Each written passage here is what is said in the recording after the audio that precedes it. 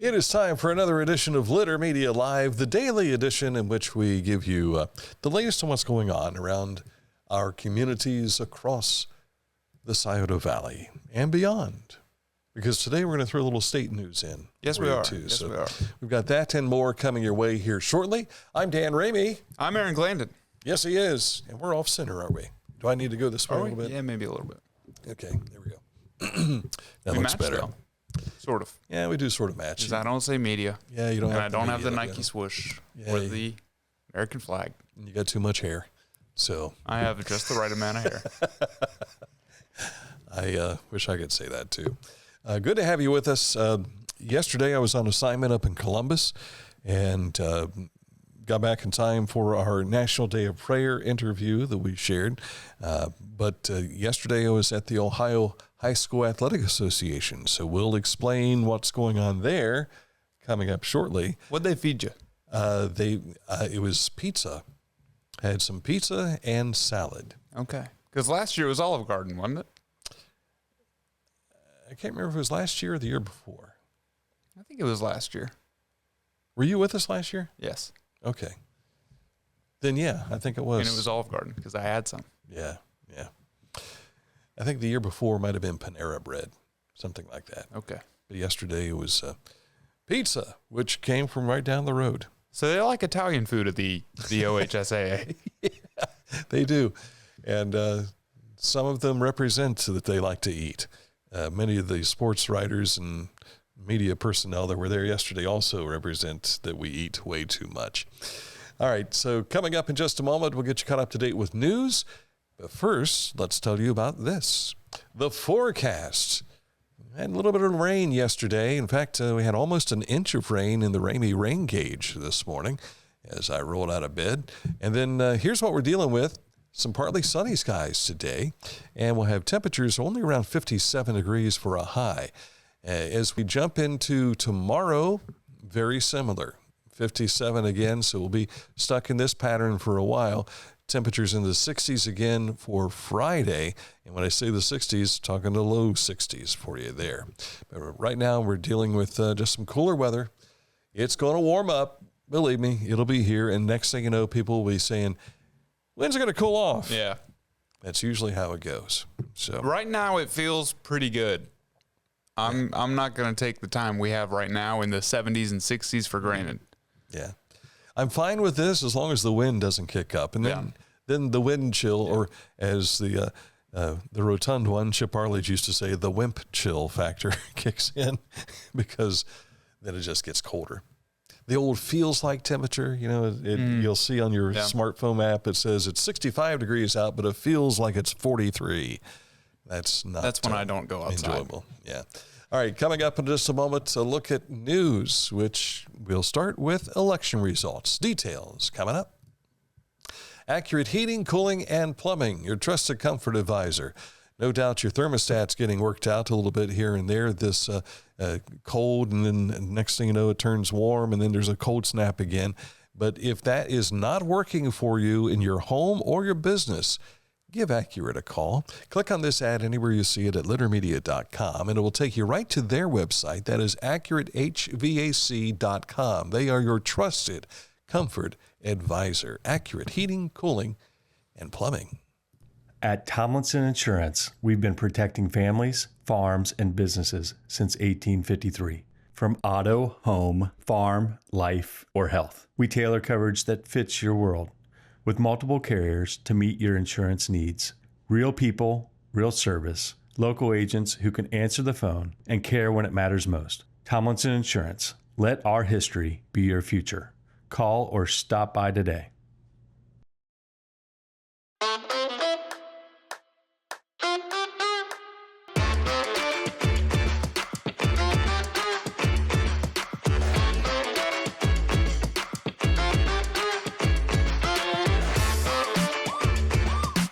I was looking for a first job. I had been babysitting and decided it was something for a little more permanent. It pays very well. It's convenient. You can make your own schedule with the flexibility. That's something that I like. The people that I work with are great. I wouldn't ask for a better crew or management team to work for.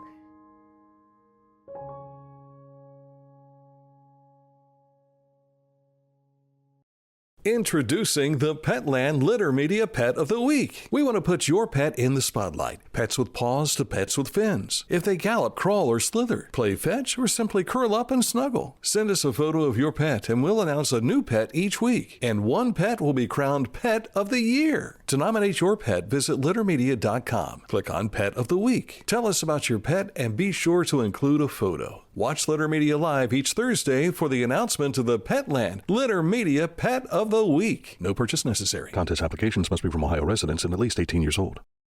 The Bean Foundation wants to raise awareness about suicide prevention by sharing 988.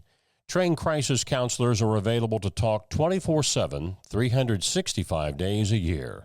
988. Save the number. Save a life. To learn more about the Bean Foundation, click on this ad on littermedia.com. We're going to direct you to our website today, not only because it's a place to go for information, but specific information today. If you go to littermedia.com, see where the American flag is right there. Just click on that. It'll take you to what we're going to talk about here in just a moment, the election results. But you'll see other stories we've been working on in the last few days. And check it all out at littermedia.com. Primary election results can be found through the link that you'll see on this. The race for governor of Ohio, Amy Acton, was unopposed in the Democratic side. She is the Democrat Party's candidate, and Vivek Ramaswamy fended off his competitor. He is the winner of the Republican primary, so we'll see them on the ballot this November. Among the local issues, Chillicothe City Schools' proposed tax levy and the proposed municipal income tax for Chillicothe were both narrowly defeated by a small percentage. Waverly City Schools' tax levy also failed, but that was by nearly a 3-1 vote, as did the Pickerington Local Schools levy, which I think was almost 3-1 as well. Jackson City Schools levy did pass by 100 votes over in Jackson County. In Pickaway County, the senior citizens tax levy passed. Benton County voters also passed their tax levy for seniors, as well as the renewal for developmental disabilities and OSU extension. You'll find the links to take you to all of this information so you can see the breakdowns for each candidate, including the Ohio results, at littermedia.com. We selected several counties in the area contiguous to Ross County. We included in there Fairfield, along with Pickaway, Pike, Highland, Hocking County, Benton County, and you'll find all that at littermedia.com, plus a link for the Ohio results. So if you want to know about the state auditor, if you want to know, all those other offices, you can find all that there. And it's a breakdown. It gives you the Republican, Democrat, the Libertarian. You'll find all that information available at littermedia.com. Very good. Did you know that May is Bike Month? I did know that. According to the Ross County Health Department, riding a bike can make you happier and healthier, plus save you some gas money, which we all know right now that's a plus. I don't want to ride in from Pike County, though. That's a good point. I live in town, so I have the advantage there. Mm-hmm. Biking is also environmentally friendly, a good exercise, and a great way to spend some time with your family. If you ride your bike a lot, it's important to keep a few reminders in mind. Ride where people can see you and always wear bright clothing. If you're riding at night, make sure that there are lights on your bicycle. Always obey traffic signals and stop signs, and don't ride on the sidewalk when you're riding in town. That's a lot of thing. People get confused about that, I think. Yeah. They think the sidewalk is safer for bicycles, but it's actually not. You want to be in that bike lane that you see painted on the street. Right. You want to ride with traffic. And that is for if you're familiar with what the Dora territory is in downtown Chillicothe, that is supposedly strictly enforced. Now, when we say strictly enforced, you think you're going to get a ticket or whatever. But if a police officer sees you, they will warn you to get off of the sidewalk and get onto the street and ride with the traffic as well, not against the traffic. So that's something that if you're in the First Capital District, so you're stretching from Walnut Street on the west side all the way over to Bridge Street, and then from Water Street south down to, I think it's 7th Street, thereabouts. See, I grew up in Frankfurt my whole life. So when I moved here and I rode my bike downtown for the first time, it felt like I was holding people up. But the speed limit's only 25 down there anyway. Supposed to be, yeah. Yeah, and people speed down there, especially on Main Street. Yeah. How many people go 25 miles per hour on Main Street? It's also important, I don't care what time of the day is, if you have something reflective on your bike, on your bike helmet, on your shirt or your shorts, whatever, if you've got, that is very helpful.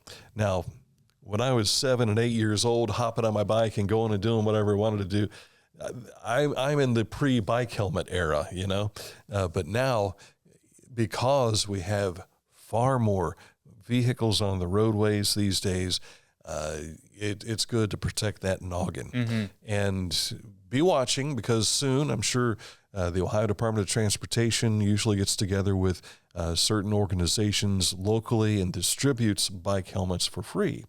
And so that'll probably be happening here before too long. So keep your eyes open for that. Absolutely. And one last thing, make sure your tires are inflated, your brakes work, and your chain runs smoothly before you ever get on your bike. Yeah. Used to have a 10-speed that every once in a while I'd flip the gears, and next thing you know, the chain pops right off the spokes, and I have to get grease all over your hands and everything. And that's why I do what I do for a living. Clean hands.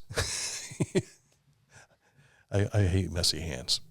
Sometimes you get hit with a stray basketball, though. I have had that happen, yes. Yeah. Yes. And it wasn't because it was coming to my hands. It was because I didn't see it coming, and blink. When you're looking through a camera lens, it's hard to see things, and you have no peripheral vision. Well, my difficulty was before I got into doing what we're doing now with video. I was standing courtside with my back to the play, and this was during the junior varsity game, and I was setting up our broadcast equipment at Pickerington Central High School. I remember this like it was yesterday. It was a Friday night. Steve Day was working with me, and he was sitting at the table. He saw the ball coming, but he couldn't react fast enough to protect me. But one of my radio station coworkers was there watching her son play in that basketball game. I don't know which Cavalier threw the basketball, but it was from the other side of the court, and they were inbounding the basketball. So you got the full lunge of the throw, and as it was making its way to said recipient, the recipient watched it go over his head, and it came and hit me right in the side of the head, knocking my head off like this. And the next morning, it felt like I had a spike driven down through my head and through my shoulders, and we had to go to, we went to Massillon. Yeah, we went to Massillon for an Amanda Clear Creek State football championship game the next day. So I drove back from Pickerington Central, kind of feeling and then got in the went early in the morning all the way up to Northeast Ohio for the ball game, and then came back, and I was literally done. And our general manager at the time was Dan Latham, and he says, "You need to file a workman's comp order." I'm like, "What?" He says, "You were working, you got hurt on the job, you need to file this order." And I did. And they paid for all my bills, which was great. Yeah. I appreciated that. But that's where he said, we pay into this, you may as well use it. So I did. And but I will tell you, I still bump my head every once in a while, and I still feel it. I'm feeling it right now just talking about it. It made a lasting impression on me. Do you think it gave you a concussion and you just never knew? I don't think it was concussed. It was more along the lines of it just threw my neck alignment off. Yeah. And Brandon Haynes got me straightened back up, and he still works on it when I come in, for an adjustment. Wow. Yeah, how's it feeling? Well, I got this clicking feel when I turn around here. Speaking of Brandon, we'll have the Haynes Total Health Care Center High School scoreboard update coming your way here shortly, so stick close for that.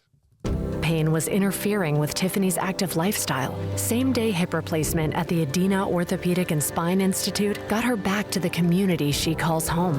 At Adina, we do what we love, so you can too. Find a career you love with Pickaway Ross Adult Education. Skilled trades careers are in high demand with no signs of slowing down. Pickaway Ross offers career training programs with expert instructors and hands-on learning tactics to create a variety of opportunities. Visit our website for more information. Discover Ross County. From the breathtaking outdoor adventures to the historic sights of Chillicothe and family-friendly events and festivals. Explore more at visitchillicotheohio.com or download the free mobile app today. Each week, we'll announce the Neil Coleman Insurance Wyandotte Mutual Intermedia Player of the Week, presented by Homeland Credit Union. And in December, we'll announce the Player of the Year. Nominate any amateur athlete by visiting littermedia.com and click on Player of the Week. You'll also see the players we've named throughout the year. Make your nomination today for the Neil Coleman Insurance Wyandotte Mutual Intermedia Player of the Week, presented by Homeland Credit Union. Don't forget to get your nominations in, and that includes our Pet of the Week. You got a pet you'd like to nominate? Send that to littermedia@gmail.com. Absolutely. Include a photo of your pet, some information, your pet's name, maybe their favorite toy, and why you think they deserve to be the Pet of the Week. Absolutely. And I don't care what kind of pet it is. If you call it a pet, nominate it. Somebody's going to win something from Petland at the end of the year as well. You can have a little ant crawling on your finger. If you give it a name and take a picture of it, it can be the Pet of the Week. I hadn't thought about that. Yeah, I suppose you could. That's what Dan's saying. Those are words straight out of your mouth, Dan. But keep in mind, there is one stipulation. You also, that pet needs to be in Ohio. So Ohio residents of pets as well.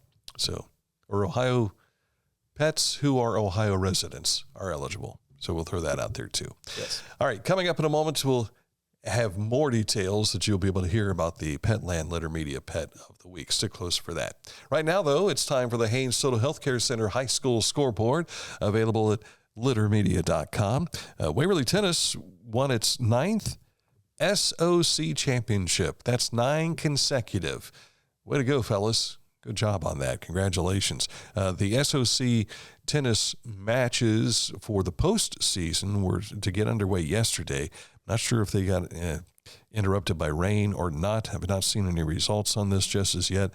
Usually they keep them the old-fashioned way on paper down there. And so we'll see what we can find out today. Unioto won both the boys and girls divisions of the Ross County Track and Field meet at Adina's Bostic Field. Seems to me this used to be a 2-day event, but it was all in one day this time around. St. Trace and Adina were 2nd and 3rd, respectively, in both divisions. Huntington was 4th in the boys, 5th in the girls. Paint Valley was 5th in the boys and 4th in the girls. And Southeastern finished 6th in both. The Scioto Valley Conference meet is next week. In a story that I just released at littermedia.com, a discussion about adding a shot clock to the high school basketball took place at the Ohio High School Athletic Association yesterday. That's where the Ohio High School Basketball Coaches Association met in Columbus. Doug Ute, the OHSAA commissioner, addressed the topic before the Ohio Prep Sports Media Association yesterday. That's why I was there. And he says don't look for this to be approved in the near future. Kentucky is adding it this coming season. But keep in mind, Kentucky also allows 7th and 8th graders to play varsity basketball, too. That's another rule they have there. But Doug said that Iowa has had a shot clock for like the last 20 years. 32 states have adopted it, but there's much to think about it, and you'll be able to read more about this in our story. I'll be adding to the story the interview or the address that he gave to us. I had a front row seat, so I put a camera up, and he's explaining in all the discussion. But we should tell you that there's expense in adding something like this. Yeah, because the school, they got to put in the shot clock, don't they?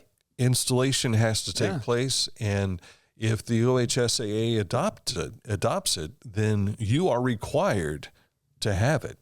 And of course, as he said, that opens up a can of worms in the another aspect, that if it's going to be at the varsity level, then it needs to be throughout the rest of the program. So not only would the high school have to add it to their gymnasiums, and I know we took the tour at Lancaster City. They already have a shot clock up. Yeah, just in case, I guess. Yeah. They have permitted coaches to use it on an experimental basis in experimental games. But outside of that, it's don't look for it to happen in the next, I'd say probably 3 to 5 years. Okay.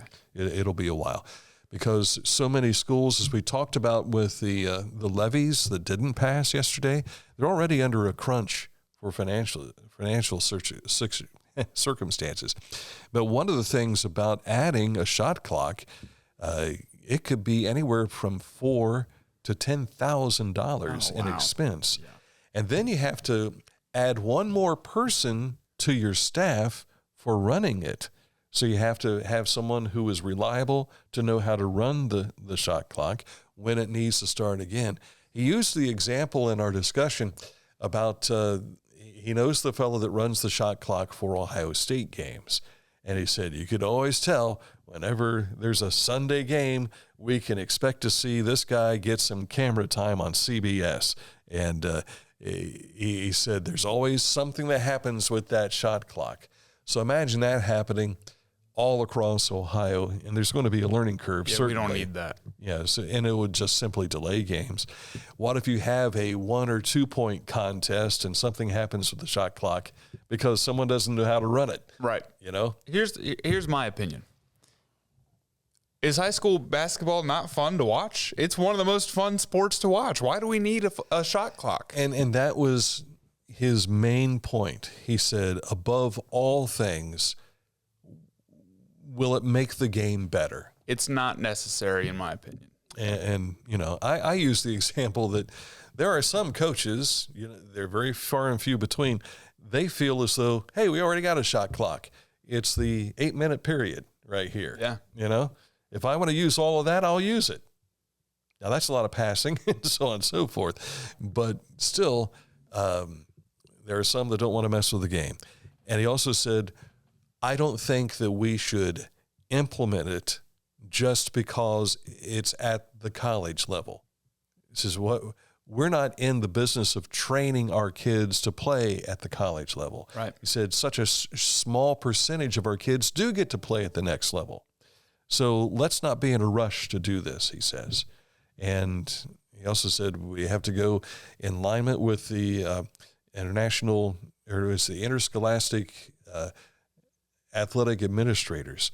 And we're talking about athletic directors and principals. They are the ones that make all this stuff happen. And he says you got to get it past them as well. So there's a national guideline along with a state guideline for it to happen. There was also discussion about the NIL. We'll get into that in another story we'll share. But hopefully we'll have the video up for you this afternoon of Doug Ute addressing the shot clock issue, and then we'll share the NIL stuff probably in a story tomorrow. Yeah. Let's talk about some baseball. The Reds could not get it done last night. He pitched really well, by the way. Well, he only gave up 3 runs. Yeah. Well, he didn't. Oh, yeah. Andrew Abbott had The Reds gave up 3 runs. Yeah, he left the bases loaded when he left the contest, but darned if home runs kill this team, especially in Chicago. Mm-hmm. And if you're in Chicago, you feel like you've got a chance no matter what inning it is. And they knocked it up, tied it there at the 8th inning with a home run. We end up going into extra frames. And here comes Emilio Pagan, the closer. First pitch, hamstring. He goes immediately down to the ground. Hamstrings don't feel good. They carted him off. So I'd be surprised to see him not placed on the 60-day disabled list. So if you've ever had a hamstring injury and you've tried, it is, I guess I didn't know this until they mentioned it last night during the Reds broadcast, that he had been dealing with a hamstring, and it was his plant foot. So I know the hamstring's not your foot, but when he planted that left foot on his follow through, boom, that's where it happened. And so I don't know, they were supposed to do an MRI today, have him scanned to see how, if there's any detachment or whatever. I don't know. If it's detached, it's going to be longer than 60 days, I would think. Yeah. So, meanwhile, the Guardians, they were also unlucky. They fell 5-3 to the Kansas City Royals. That series will continue in Kansas City tonight at 7:40. The Reds also play in Chicago again at 7:40. So these two games will be at the same time. yeah, and I can't remember if it's a 4-game set or a 3-game set. It's a 4. But right now, with the Reds at least. I they're don't know about the winless Guardians. on this road trip. It's not good. That's 5 straight losses. Yeah. Dang. After winning 5 series in a row. Yeah. And for Chicago, right now I think they have won 7 straight and something like 10 of their last 12 games. So they're on a hot streak, and they've got a 3-game lead on the Reds now in the NL Central Division. Detroit leads the Cleveland Cavaliers. Yes, they do. They came out of the gate. Cavs were down, 17? They came back and tied it up, but it was not enough. They expended apparently too much energy. So the home team continues to win in these series.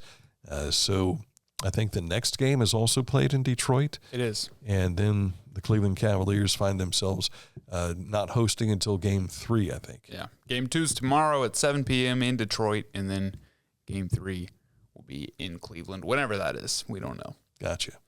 I think we probably need to send a representative to Game 2 tomorrow. I think you need to send me to Detroit. Oh, you? Okay. Yeah. I was going to say, I'm not. Because it's close. It's only 4 hours. I got other things to do. I can't drive up to Detroit tomorrow. You ever been to Detroit? Yeah. Have you? I saw King Gizzard and the Lizard Wizard there. Oh, that's right. I forgot about the Wizzies. Is that what you call them? The Wizzies. That's pretty good. There's a Cincinnati Reds tie-in to one of our This State in Histories. Yes, there is. I know what you're talking about. We'll explain coming up. But first, we want to tell you about Litter Quality Propane. There's no bill when there's a fill. Contact Litter Quality Propane today about our metered gas service at litterpropane.com. Tecumseh. Fascinating.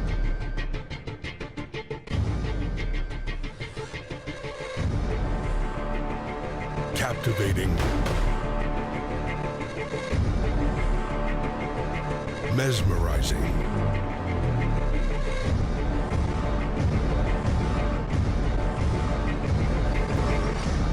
Tecumseh.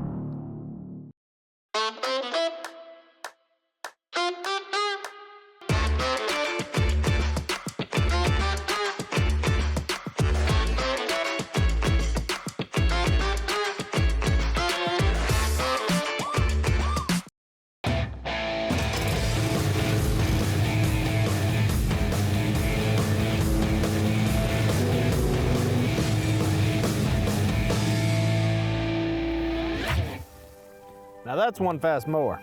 Take command of your lawn with Dixie Chopper, the world's fastest lawnmower. Introducing the Petland Litter Media Pet of the Week. We want to put your pet in the spotlight. Pets with paws to pets with fins. If they gallop, crawl, or slither, play fetch, or simply curl up and snuggle. Send us a photo of your pet and we'll announce a new pet each week. And one pet will be crowned Pet of the Year. To nominate your pet, visit littermedia.com. Click on Pet of the Week. Tell us about your pet and be sure to include a photo. Watch Litter Media Live each Thursday for the announcement of the Petland Litter Media Pet of the Week. No purchase necessary. Contest applications must be from Ohio residents and at least 18 years old. Life. It can get on top of you quickly, can't it? But with 211, it only takes one step to get connected to the help you need. 211 is always available to help. So get in touch today. Wherever you are, you're there for a reason. You shouldn't have to make a trip to the branch just to deposit a check. Skip the trip and use our mobile app to easily and securely deposit checks from your phone. Day or night, wherever you are, or whatever you're doing, download the Kingston National Bank Mobility app today. time for this date in history. And we harken back to 1966. The Rolling Stones releasing the single Paint It Black. And we all know the Reds tie-in to this. Joey Votto used that as his walk-up music. Why? Because Joey Votto, I didn't know. I don't know why. He always used a black bat. And in other words, when that baseball comes in, get a nice marking of black paint off of that bat. All right. Paint the ball black. That's pretty good. I didn't know that. That's the reason why. Prominent sitar music played by Brian Jones. Not our Brian Jones. This will be another Brian Jones. 2004, the TV sitcom Friends airs its series finale. 10th season. Yeah. I'm trying to remember, was this the airport scene with Ross and what's her name? No, that was in season 2. Ross and Rachel. Well, was that season 2? There's a scene at the airport at the end of season 1, and they kind of recreated it in the finale. But I think they end the show in Monica's apartment because they're moving out. Gotcha. Okay. I to be honest with you, I did not religiously watch the show. I would catch it in syndication every once in a while, but not enough to sit down and say, "Oh, I gotta see this show." Yeah, I've seen it a few times because I watched it in college, and it's kind of a background show for me. That's how a lot of sitcoms are. I'll just have them on. 52.5 million people watched it that night. Yeah, that's a lot of people. Do you have a favorite friend? Well, that depends. Favorite character or? Yeah, favorite character of the Friends gang. Not really. No. Because I always thought each one of them had a quirk that just kind of didn't sit well with me. Yeah. I don't know if I would have liked to have had them as a friend. Oh, I wouldn't want to hang out with them. Absolutely not. But I like to watch their hijinks and their shenanigans. Yeah. Our national days today. Mm-hmm. It's Beverage Day, Crepe Suzette Day, Nurses Day, Interpreter Appreciation Day, Skilled Trades Day, and School Nurse Day. So Nurses Day and School Nurse Day. How about that? If you're a school nurse, you're double appreciated today. And if your skilled trade is being a school nurse, how about that? Yeah, absolutely. And let alone if you're able to be bilingual, so you could be an interpretive skilled trade school nurse, all the better. That likes crepe Suzettes. Sure. Washing it down with a beverage. Now, I don't know what a crepe Suzette is. I know what a crepe is. Yeah. Crepe Suzette is a classic French dessert of thin pancakes served in a sauce of caramelized sugar, butter, orange juice, and orange liqueur. Sounds interesting. So kind of orangey. An orangey crepe. Orangey? Orangey, glad you asked? Yeah.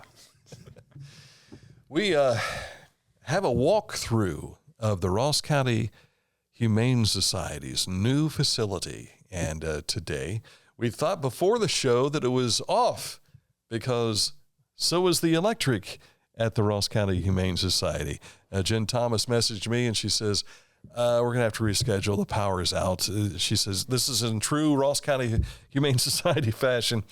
But then she messaged me during the show, hey, it's back on, so's the tour. So we will have a walkthrough, and we'll share that for you soon on our YouTube channel here on Litter Media and show you some of this during the show probably tomorrow, I guess. Yeah. Tomorrow is Thursday, and I am out Friday. I have responsibilities with Western schools at their STEAM Day, which was really huge last year.